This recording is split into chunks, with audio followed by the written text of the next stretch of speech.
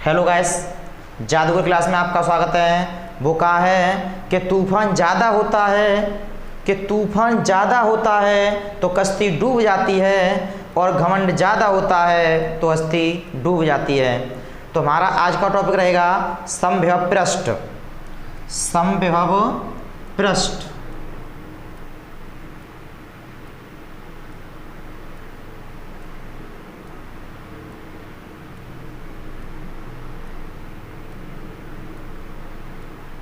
Equatorial surface. तो इसके लिए हम पहले कोई बिंदु आवेश लेते हैं। यहाँ पर ये कोई बिंदु आवेश ले लिया, इससे स्मॉल आर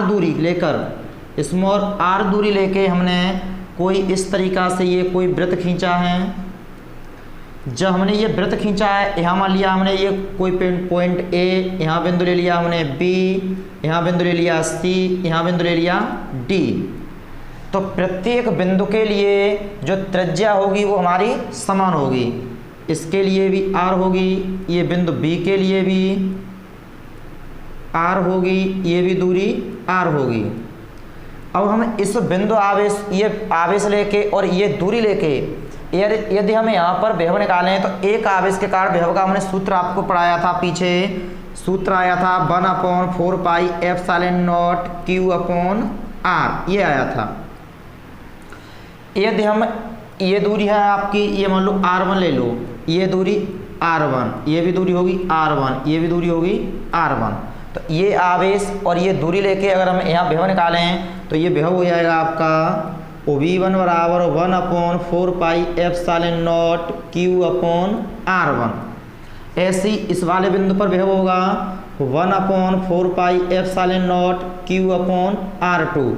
यहाँ भी विभव होगा 1/4 pi epsilon Q upon R1। क्योंकि आवेश समान है, दूरी समान है, तो विभव प्रत्येक बिंदु के लिए कैसा आएगा? समान। तो यहाँ भी विभव आएगा आपका 1/4 pi epsilon Q upon R1। तो ये पीछे हमने ये पढ़ाया था, धनावेश से जो बल रेखाएं होती हैं वो निकलती हैं। तो ये आपका धनावेश है, तो यहाँ धनावेश से ये बल रेखाएं क्या होंगी? बाहर निकलेंगी। ये पॉइंट बाद में बताएंगे, पहले परिभाषा समझो इसकी। ये पृष्ठ है, यानी इस पृष्ठ के प्रत्येक बिंदु पर जो विभव है कैसा है? समान है। तो हम यहाँ से परिभाषा बना सकते हैं कि वैद्युत क्षेत्र में ये धनावेश है, तो वैद्युत क्षेत्र में यहाँ से धनावेश से ये वैद्युत क्षेत्र रेखाएं निकलेंगी इस तरीका से ये बाहर निकलेंगी। तो वैद्युत क्षेत्र में खींचा गया ऐसा पृष्ठ, ये पृष्ठ है आपका, जिसके प्रत्येक बिंदु पर, इस प्रत्येक बिंदु पर विभव समान होता है, उसे हम समविभव पृष्ठ कहते हैं। फिर समझ लो एक बार, ये धनावेश है, ये वैद्युत क्षेत्र रेखा है। तो इस वैद्युत क्षेत्र रेखा में, यानी वैद्युत क्षेत्र में खींचा गया ऐसा पृष्ठ जिसके प्रत्येक बिंदु पर विभव समान होता है, उसे हम समविभव पृष्ठ कहते हैं। सम का मतलब समान, विभव का मतलब विभव, पृष्ठ का मतलब इस पृष्ठ पर, इस तरीका से ये पृष्ठ पर। तो परिभाषा लिख सकते हो, वैद्युत क्षेत्र में खींचा गया ऐसा पृष्ठ, वैद्युत क्षेत्र में खींचा गया ऐसा पृष्ठ जिसके प्रत्येक बिंदु पर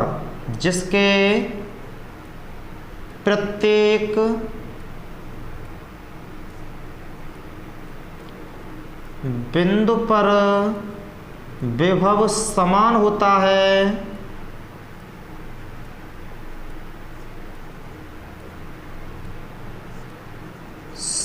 होता है, उसे समविभव पृष्ठ कहते हैं।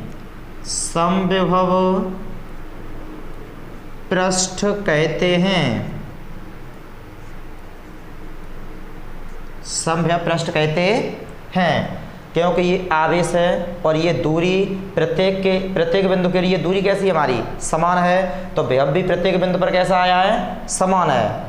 तो वैद्युत क्षेत्र में खींचा गया ऐसा पृष्ठ जिसके प्रत्येक बिंदु पर विभव समान होता है, उसे हम समविभव पृष्ठ कहते हैं। इसमें यदि इस समविभव पृष्ठ पर यहाँ बिंदु ए पर विभव मान लो आपका V1 है, यहाँ बिंदु B2 है, यहाँ BC है। जैसे ये बिंदु ए है तो यहाँ विभव हो जाएगा आपका ये BA, और ये है आपका BB, बिंदु B पर, ये बिंदु C पर है BC, और ये बिंदु D पर है आपका BD। प्रत्येक बिंदु पर विभव है वो कैसा हमारा समान है।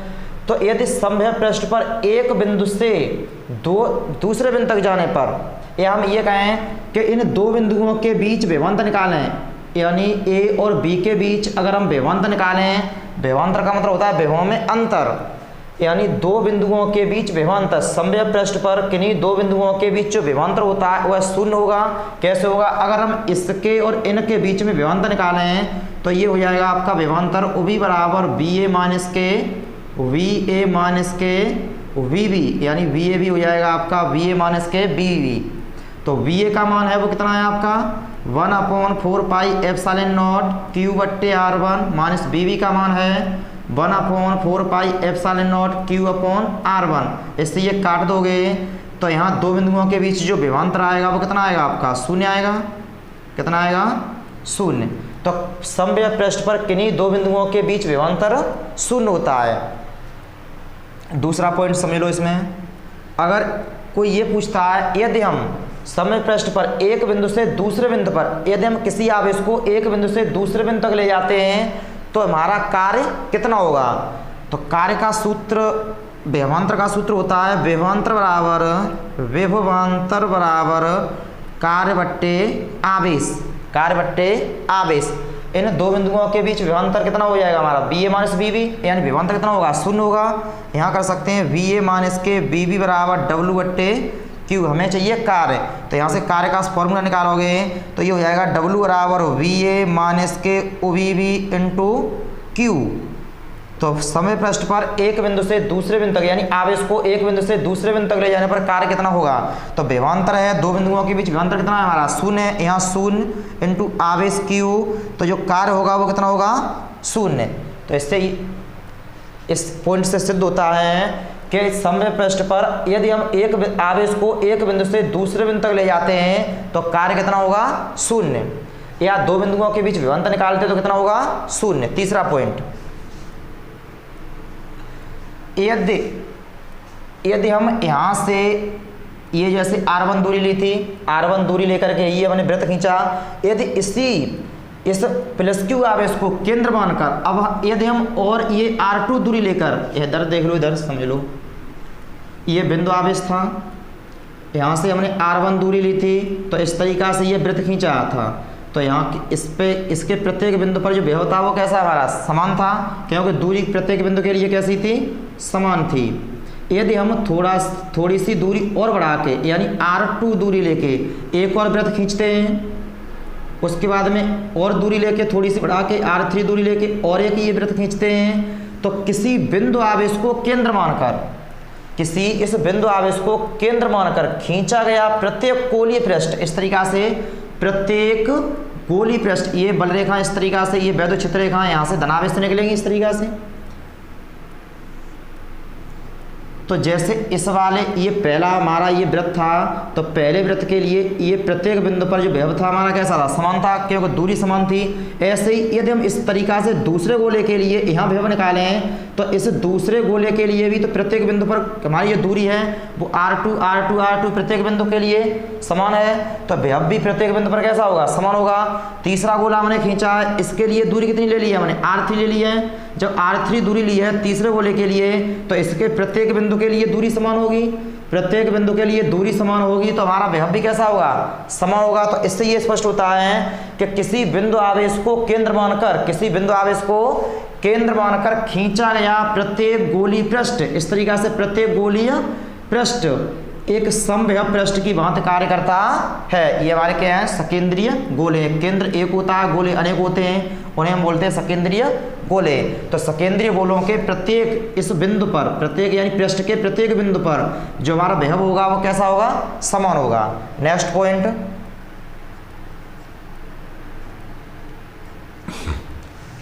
अगर इस केंद्र यानी इस आवेश से हम जैसे जैसे दूर जाते हैं, तो हमारी ये दूरी होगी वो कैसी होगी? बढ़ती जाएगी। जैसे ये बिंदु हमारा, यहाँ पर ये बिंदु A है, इस तरीक़ा से यहाँ बिंदु बी मानो, यहाँ बिंदु सी मानो। तो इस बिंदु ए के लिए अगर हम विभव निकालेंगे तो यहाँ से जो दूरी होगी वो कैसी होगी हमारी, कम।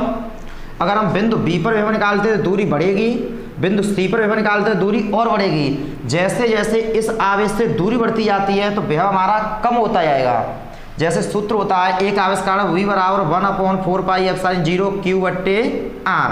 अगर दूरी कम है तो विभव ज़्यादा होगा, दूरी अगर अधिक है तो विभव कम होगा। जैसे दूरी कम तो विभव कैसा होगा, ज़्यादा, क्योंकि जो विभव है वो दूरी के व्युत्क्रमानुपाती है। अब यहाँ पर जो दूरी है वो r कम है, फिर यहाँ से दूरी और ज़्यादा बढ़ेगी। जब दूरी बढ़ेगी तो विभव कैसा होगा, कम होगा। फिर दूरी और बढ़ेगी c के लिए तो विभव और कम होगा।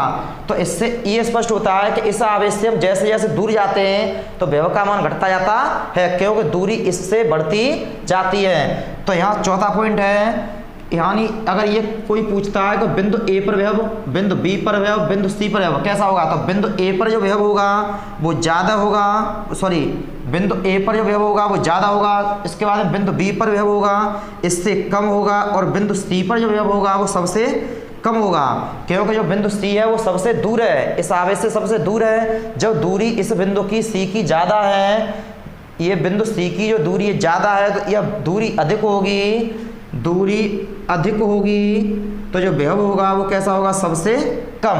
तो बिंदु ए पर विभव ज़्यादा, उससे कम बी पर और उससे भी कम सी पर होगा। जैसे जैसे इस आवेश से दूर जाते हैं तो विभव का मान बढ़ता जाता, वो सॉरी घटता जाता है।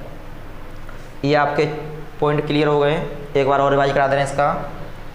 वैद्युत क्षेत्र में खींचा गया ऐसा पृष्ठ जिसके प्रत्येक बिंदु पर विभव समान होता है उसे हम समविभव पृष्ठ कहते हैं। उसके बाद मैंने ये पॉइंट कराए थे, समविभव पृष्ठ पर एक बिंदु से यानी किन्हीं समविभव पृष्ठ के किन्हीं दो बिंदुओं के बीच जो विभवांतर होता है वो हमारा कैसा होता है, शून्य होता है। उसके बाद में समविभव पृष्ठ पर किसी आवेश को यानी एक बिंदु से दूसरे बिंदु तक ले जाते हैं तो कार्य कितना होता है हमारा, शून्य होता है।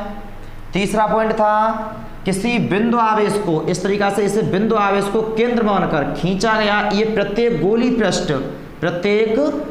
पृष्ठ समविभव पृष्ठ की भांति कार्य करता है। चौथा पॉइंट था, इस आवेश से जैसे जैसे हम ये दूर जाते हैं दूरी हमारी बढ़ती जाती है, दूरी बढ़ती जाएगी तो विभव कैसा हो जाएगा, कम होता जाएगा।